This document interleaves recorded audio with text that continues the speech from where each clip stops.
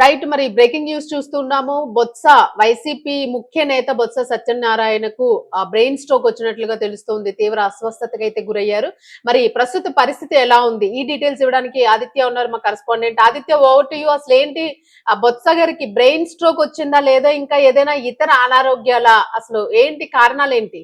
Right, శౌర్య గారు, మన YCP ముఖ్య నేత బొత్స సత్యనారాయణ గారు అయితే ఇప్పుడు తీవ్ర అస్వస్థతకు గురైపోయారు. ఆయనకు బ్రెయిన్ స్ట్రోక్ కూడా వచ్చేసింది. అయితే ఇది రావడం మొదటిసారి కాదు. లాస్ట్ ఇయర్ కూడా జూన్ లో 2025 జూన్ లో కూడా ఆయనకి ఇదే విధంగా రావడం, అప్పుడు కూడా ఇది అంటే మీడియాలో న్యూస్ గా మారడం మనం చూసాం. అయితే ఇప్పుడు ఏం జరిగిందా, ఇప్పుడు ఆయన పరిస్థితి ఏ విధంగా ఉంది అనేది ఒక్కసారి చూద్దాం. సో గురువారం ఆయనకు బ్రెయిన్ స్ట్రోక్ రావడంతో వెంటనే హైదరాబాద్ కు తరలించేశారు. ఆ నగరంలోని సిటీ న్యూరో సెంటర్ లో ఇప్పుడు ఆయన చికిత్స పొందుతున్నట్లు మనకు తెలుస్తుంది. అయితే ఆయనకు అత్యవసర వార్డులో చికిత్స అందిస్తున్నట్లు కూడా చెప్తున్నారు. ప్రస్తుతం అయితే బొత్స గారి ఆరోగ్యం నిలకడగా ఉన్నట్లు కూడా వైద్యులు తెలపడం అయితే జరిగింది. బొత్స అనారోగ్యం నేపథ్యంలో ఆయన కుటుంబ సభ్యులు, అటు వైసీపీ నేతలు, ఆ శ్రేణులు అందరూ కూడా కాస్త ఒత్తిడికి లోనైనట్టు కూడా మనకు సమాచారం అందింది. ఏపీ శాసన మండలిలో ఇప్పుడు ఆయన వైసీపీ తరఫున ప్రతిపక్ష నేతగా కూడా ఉన్నారు, మనకు తెలిసిందే. సో అక్కడ ప్రతిపక్ష నేతగా ఉండి అధికార పక్షంతో ఫైట్ చేస్తున్న వీడియోలు కూడా మనం రీసెంట్ టైమ్ లో మనం చూసాం ఆ సమావేశాల్లో కూడా. గత కొద్ది రోజులుగా కూడా ఈ సమావేశాలు అనేవి జరుగుతున్నాయి. అక్కడ ప్రభుత్వానికి వ్యతిరేకంగా కూడా ఆయన పార్టీ గళాన్ని బొత్స గారు వినిపిస్తూ వస్తున్నారు. తిరుపతి కల్తీనే అంశం పైన కూటమి ప్రభుత్వం చేస్తున్న ఆరోపణలు కూడా ఆయన బలంగా తిప్పుకొడుతూ వస్తున్నారు. అదే సమయంలో కూటమి పాలనలోని లోటుపాట్లను సైతం ఎత్తి చూపే ప్రయత్నం కూడా చేయడం జరిగింది. ఆ వీడియోలన్నీ కూడా మనం చూసాం యూట్యూబ్ లో.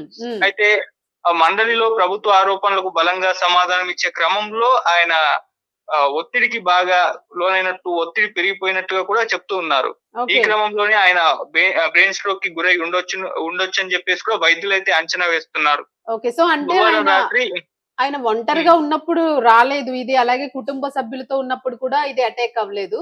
ఆయన ఒక మీటింగ్ లో ఉండేటప్పుడు, మండలిలో ఉండేటప్పుడు, ఇది అందరూ ఉండేటప్పుడు అటాక్ అవడం వలన ఆయనకి ప్రమాదం తప్పింది అని అనుకోవచ్చా మనం? అంటే హుటాహుటిన హాస్పిటల్ కి తరలించడం గానీ ఇవన్నీ కూడా అవకాశం దొరికింది. అవును, మామూలుగా అస్వస్థతకు గురైపోయారు అనుకున్నారు. మేబీ ఇప్పుడు అంటే సమ్మరు ఇవి ఇటువంటి ఎక్కువగా జరుగుతూ ఉంటాయి. ఎండ తాకిడి తట్టుకోలేక అస్వస్థతకు గురవ్వడం, డిహైడ్రేషన్ కావడం, ఇటువంటివి మనం ఈ సమ్మర్ స్టార్టింగ్ కాబట్టి చాలా చూస్తూ ఉంటాం. ఇంకా సమ్మర్ వచ్చేసరికి మరి అటువంటిదేమో అనుకున్నట్టున్నారు. కాకపోతే అస్వస్థకానికి అని చెప్పేసి తెలిసేసరికి హాస్పిటల్ కి తీసుకెళ్లేసరికి అది బ్రెయిన్ స్ట్రోక్ గా బయటపడడం అయితే జరిగింది. అయితే అప్పుడే వెంటనే అత్యవసర చికిత్సను అందించారు. ఆ తర్వాత హైదరాబాద్ కి అయితే షిఫ్ట్ చేయడం జరిగింది. అయితే ప్రస్తుతం అయితే నిలకడగా ఉంది అని చెప్పేసి తెలుస్తుంది. మళ్ళీ ఇది రావడం ఆయనకు రెండోసారి, ఇంతకుముందు చెప్పినట్టు గత ఏడాది జూన్ లోను పూర్ణ విజయనగరం జిల్లా చీపురుపల్లి నియోజకవర్గంలో నిర్వహించిన వెన్నుపోటు దినం కార్యక్రమంలో కూడా అక్కడ పాల్గొని ఒక్కసారిగా కుప్పకూలిపోయారు. ఆయన మాట్లాడుతున్న క్రమంలో స్పృహ కోల్పోయి కింద పడిపోయారు. దీంతో అక్కడ ఉన్న మాజీ ఎంపీ బెల్లాన చంద్రశేఖర్ అలాగే ఇతర వైసీపీ నేతలు ఆయన్ని ఆసుపత్రికి తరలించారు. హై టెంపరేచర్ ఉండడం, మండుటెండలో కిలోమీటర్ కు పైగా నడిచి రావడంతో ఆయన అస్వస్థతకు గురయ్యారని చెప్పేసి అప్పుడు డాక్టర్స్ చెప్పడం అయితే జరిగింది. చికిత్స అనంతరం తర్వాత కూడా ఆయన కోలుకోవడంతో అక్కడ వైసీపీ శ్రేణులంతా కూడా ఊపిరి పీల్చుకున్నారు. సో ఇప్పుడు అటువంటి పరిస్థితి వచ్చింది, బ్రెయిన్ స్ట్రోక్ అయితే వచ్చేసింది. సో ఇప్పుడు కూడా ఆరోగ్యం నిలకడగా ఉందని చెప్పేసి డాక్టర్స్ చెప్తున్నారు. ఇంకా తొందరలో అయితే ఆయన కోలుకొని డిశ్చార్జ్ అవుతారు. ఆ తర్వాత ప్రెస్ మీట్ పెట్టి మాట్లాడడం అయితే జరుగుతుంది. సో అంటే కుటుంబ సభ్యుల నుంచి ఎలాంటి స్పందన ఉంది? వాళ్ళు ఏమైనా మాట్లాడారా? అంటే నిజంగానే పార్టీ వ్యవహారాల్లోనే ఆయన ముఖ్యంగా ఎక్కువగా ప్రెజర్, అంటే ఒత్తిడి ఎక్కువగా గురి కావడం వల్లే బ్రెయిన్ స్ట్రోక్ అనేది వచ్చింది అనేది మనకి అర్థమవుతుంది. సో కుటుంబ సభ్యులు ఏం మాట్లాడారు? అలాగే పార్టీ శ్రేణులు అంటే లైక్ జగన్ గారు గాని ఇలా పెద్దలు, నేతలు ఎవరైతే ఉన్నారో వీళ్ళు ఏమైనా స్పందించారా దీనికి సంబంధించి?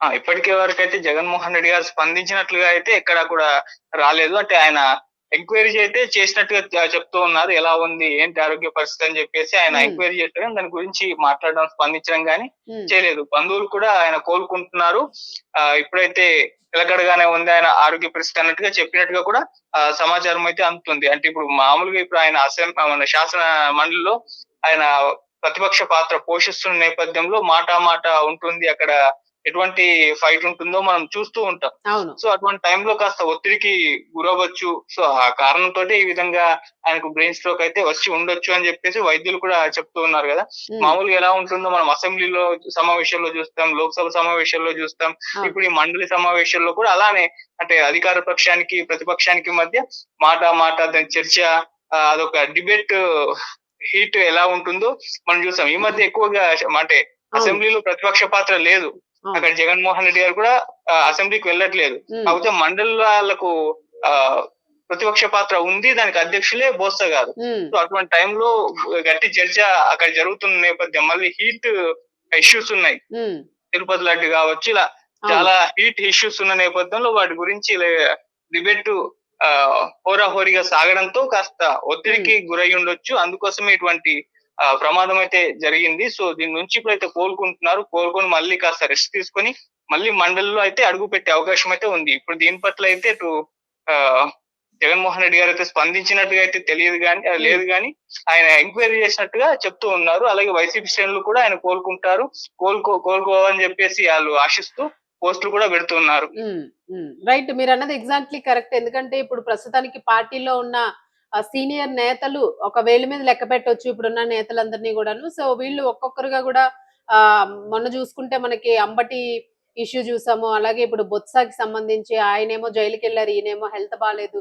సో ఏదైనా కొంత ఇబ్బందులను ఎదుర్కొంటుంది వైసీపీ పార్టీ. నిజంగానే జగన్ గారికి కాస్త కష్టతరంగానే ఉంది అన్నదైతే మనకి ప్రజల నుంచి వాదన వినిపిస్తుంది. సో ఇది బొత్స సత్యనారాయణ గారికి సంబంధించి వైసీపీ ముఖ్య నేత, అలాగే ఆయన నిజంగానే మండలిలోని ఆయన వాదన ఆయన పార్టీ తరఫు నుంచి కూడా వినిపిస్తూ ఉన్నారు. మరి దీనికి సంబంధించి పార్టీ పరంగా గానీ, అలాగే ఇప్పుడున్న అధికార పార్టీని ఎదుర్కోవడానికి దీటుగా కూడా విపక్ష పార్టీ కింద లేదా ప్రతిపక్ష పార్టీ కింద అయినా ప్రస్తుతానికి ఉన్నది సీనియర్ నేతలు అంబటి రాంబాబు, అలాగే బొత్స, కొడాలి నాని, ఇట్లాంటి కొంతమంది నేతలు ఎవరైతే ఉన్నారో సో ఒక్కొక్కరు ఒక్కొక్క రూట్ లో ఇబ్బందులు పడుతున్న పరిస్థితి కనిపిస్తుంది. సో పక్క అంబటి ఆయనకి మొన్ననే బెయిల్ వచ్చింది. సో ఆయనకు కూడా కాస్త రెస్పిరేటరీ ప్రాబ్లం ఉంది, బ్రీతింగ్ ఇష్యూకి సంబంధించి ఆయనకు మిషన్ ఉంటేనే గానీ ఆయన బ్రీత్ తీసుకోలేని పరిస్థితి. సో ఇట్లాంటి ఇష్యూ ఆయన వరకే ఉంది. సో ఇప్పుడు బొత్సాని తీసుకుంటే బొత్స సత్యనారాయణ ఈయన కూడా ఆల్రెడీ ఒకసారి స్ట్రోక్ వచ్చి ఉండింది, మళ్ళీ ఇప్పుడు రెండోసారి స్ట్రోక్ రావడం అంటే ఇది నిజంగానే అంటే మండలంలో జరిగింది కాబట్టి ఒక అదృష్టంగా భావించవచ్చు. వెంటనే హుటాహుటైన హాస్పిటల్ కి తీసుకుని వెళ్లి సకాలంలోనే వైద్యం అందించడానికి అవకాశం దొరికింది. మరి నిజంగానే ఒంటరిగా ఉన్న సమయంలోనో లేదా ఎక్కడికైనా లాంగ్ జర్నీస్ చేస్తున్నా ఇట్లా ఏదైనా ఇబ్బంది అయితే మాత్రం ఇబ్బంది పడే పరిస్థితి కలిగి ఉండేది. నిజంగానే అంటే వైసీపీ పార్టీకి కావాల్సిన ఒక సీనియర్ నేతలు ఆరోగ్యం మాత్రం ఇప్పుడు చాలా జాగ్రత్తగా కాపాడుకోవాల్సిన అవసరం కూడా ఉంది. ఎందుకంటే ఇప్పుడు వీళ్ళ మీద ప్రెషర్ కూడా ఎక్కువగా పడుతూ ఉంటుంది. ఎందుకంటే అధికార పార్టీని ధీటుగా ఎదుర్కోవడానికి లేదా దానిలో ఉన్న లోటుపాటుల్ని సవరించుకోవడానికి సో వీళ్ళు దాన్ని వాదిస్తూ ఉంటారు, ఎక్కువ ప్రెషర్ తీసుకుంటారు. దాన్ని ఎలా మనం ఎదుర్కోవాలి, ఎలా సమాధానం చెప్పాలి అన్న దాని గురించి కూడా ఈ ప్రెషర్ అనేది ఎక్కువగా, ఒత్తిడి ఎక్కువగా ఉంటుంది కాబట్టి ఇది హార్ట్ మీద, బ్రెయిన్ మీద, ఎక్కువగా నర్వస్ సిస్టమ్ మీద ఎఫెక్ట్ అయ్యే అవకాశం ఉంటుంది కాబట్టి సో ఈ వయసు పైబడము అలాగే ఈ స్ట్రోక్స్ అనేవి రావడానికి ఎక్కువ ఛాన్స్ ఉంటుంది. సో ఈ రకంగానంటే ఎక్కువ ఒత్తిడి పడడం వల్లనే బొత్స గారికి ఈ స్ట్రోక్ అనేది అటాక్ అయింది అని చెప్పేసి వైద్యులు చెప్పినట్లుగా మనకి అధికారికంగా తెలుస్తుంది. మరి దీనికి సంబంధించి ప్రస్తుతానికైతే ఆయన సేఫ్ అనేది తెలుస్తోంది మనకు వచ్చిన సమాచారం ప్రకారము. సో ఏది ఏమైనా కాస్త జాగ్రత్తగా ఉండాల్సిన పరిస్థితి కొద్ది రోజుల పాటుగాను. మరి దీనికి సంబంధించి ఇంకా సమావేశాలు ఉన్నాయి, ఎన్నో ఇష్యూస్ జరుగుతూ ఉన్నాయి వైసీపీకి అలాగే అధికార పార్టీకి సంబంధించి కూడా.